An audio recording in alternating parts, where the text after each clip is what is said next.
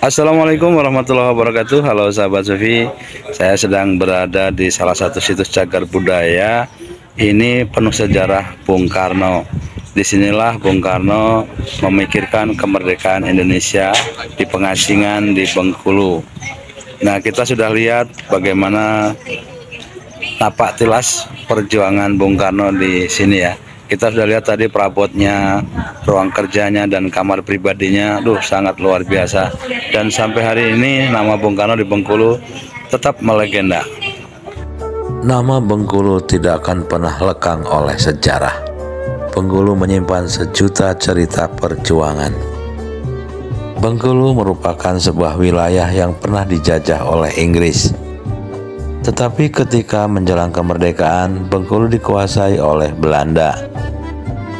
Pada masa Belanda inilah Bengkulu menjadi kota pengasingan bagi Insinyur Soekarno. Dari Jawa, Insinyur Soekarno dibuang ke Bengkulu, dan inilah sisa-sisa peninggalan Bung Karno.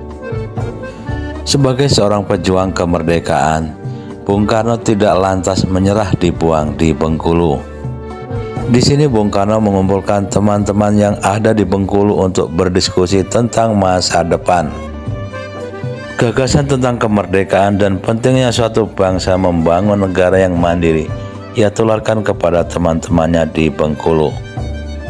Hingga akhirnya gagasan tentang kemerdekaan diterima oleh para pemuda Bengkulu.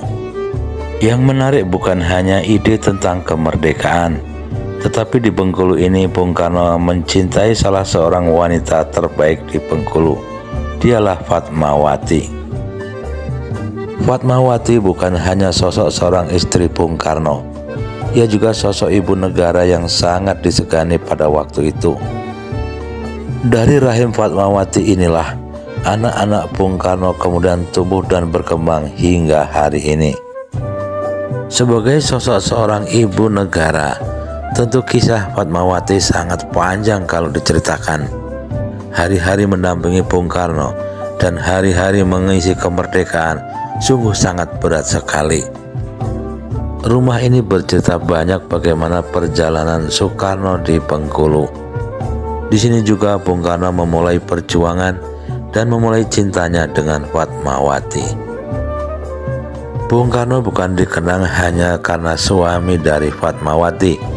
Bung Karno dikenal juga sebagai seorang pemikir ulung di Bengkulu. Beberapa pemikiran-pemikirannya hingga hari ini dikenang oleh orang Bengkulu. Bahkan beberapa kata mutiara dari Bung Karno hingga hari ini dilestarikan. Bung Karno mengatakan, janganlah kita lupakan demi tujuan bahwa pemimpin berasal dari rakyat, bukan di atas rakyat. Oke, sampai di sini dulu kunjungan kita di Bengkulu.